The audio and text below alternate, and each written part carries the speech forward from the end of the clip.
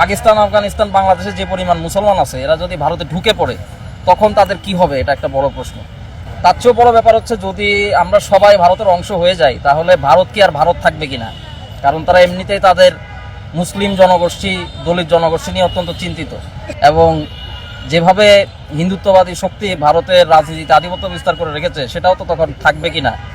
কিন্তু তারা খুবই ওভার কনফিডেন্ট, তারা মনে করে কাশ্মীরকে তারা যেভাবে মেনটেন করে তারা এই অঞ্চলগুলো সেভাবে মেনটেন করতে পারবে। সেক্ষেত্রে একটাই বক্তব্য, তারা চেষ্টা করে দেখতে পারে, তারা চেষ্টা করলে আসলে ভালো হয়। সেক্ষেত্রে তারা যে ভারত দেখতে চান, যে ভারত আসলে আমরা মধ্যযুগ থেকে দেখে আসছি যে একক কোনো শক্তি সেখানে নাই। দক্ষিণাত্যে আমরা দেখেছি একটা রাজনৈতিক শক্তি, বাংলা একটা আলাদা রাজনৈতিক শক্তি, উত্তরে আলাদা, পশ্চিমে আলাদা, সেই ভারত হয়ে যেতে পারে। তারা তো আসলে ভারত, একক ভারত বলতে যেটা বোঝাতে চায় সেটা ব্রিটিশ সাম্রাজ্যেরই একটা কন্টিনিউয়েশন, একটা আধিপত্যবাদী ব্যবস্থা, নাথিং এলস। এবং এমন একটা পরিস্থিতিতে এ ধরনের মন্তব্য তারা করলো এই রামদেব ভদ্রলোক, এবং সেটা যেভাবে প্রচার পাচ্ছে তাদের মিডিয়ায়, যেই সময়ে আমাদের দেশের প্রধানমন্ত্রী সেই দেশে যাওয়ার আমন্ত্রণ প্রত্যাখ্যান করেছেন, দুইটা শর্ত দিয়েছেন। ফ্যাসিবাদী শাসক যে গণহত্যা চালিয়েছে আমাদের দেশে ছাত্র জনতার উপরে, শেখ হাসিনা, তাকে ফেরত দিতে বলেছেন। ওসমান হাদির যারা হত্যাকারী তাদের ফেরত দিতে বলেছেন। এরকম একটা অবস্থায় যখন সম্পর্ক শীতল, তখন এই ধরনের বক্তব্য দেওয়াটা খুবই উদ্ধত্তের পরিচয় আর কি তাদের জায়গা থেকে।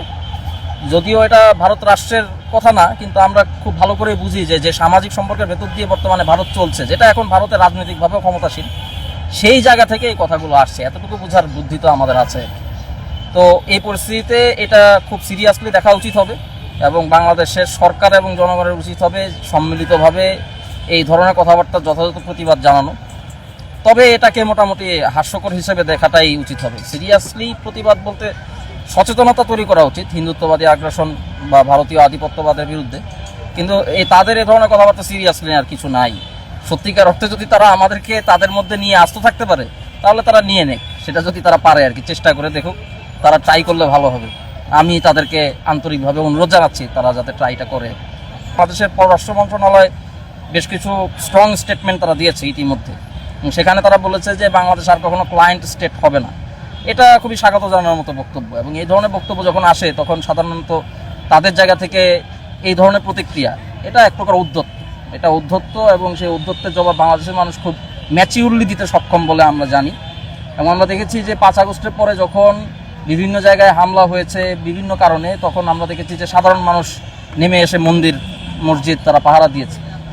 এই ধরনের কাজ কিন্তু আমরা বাংলাদেশের মানুষ করে দেখিয়েছি। পরবর্তীতে যা হয়েছে সেটা সরকার, অন্তর্বর্তীকালীন সরকার গঠন করার পরে আরও বিভিন্ন কারণে, কিন্তু সাধারণ মানুষ যখন রাস্তায় ছিল তখন তারা কিন্তু নিজেদের, যারা সংখ্যালঘু জনগোষ্ঠী আছেন, যারা ভিন্ন ধর্মাবলম্বী আছেন, তাদের নিরাপত্তার জন্য ভাইয়ে ভাইয়ে বনে বনে আমরা কিন্তু একসাথে মিলে কাজ করেছি।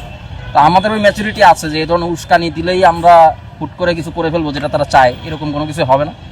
বরং তারা এগুলো করে আমাদের জন্য কমেডিক কিছু রিলিফ মোমেন্ট তৈরি করছে, এটা কমেডি হিসেবে দেখাটাই ভালো। আর এখন আন্তর্জাতিকভাবেও তারা আইসোলেটেড হয়ে যাচ্ছে। পাকিস্তান, বিশেষ করে ইরান এবং আমেরিকা যুদ্ধের সময় তারা কূটনৈতিকভাবে বেশ কিছু স্কোর করেছে, মধ্যপ্রাচ্যের অংশ হিসেবে তারা এখন গণ্য হচ্ছে। এদিকে চীন পূর্ব দিকে তারা শক্তিশালী হয়ে উঠছে। এইসব জায়গা থেকে তারা খুবই নার্ভাস, তাদের এই নার্ভাসনেসটা এই ধরনের কথাবার্তা দিয়ে প্রকাশ পায় আর কি।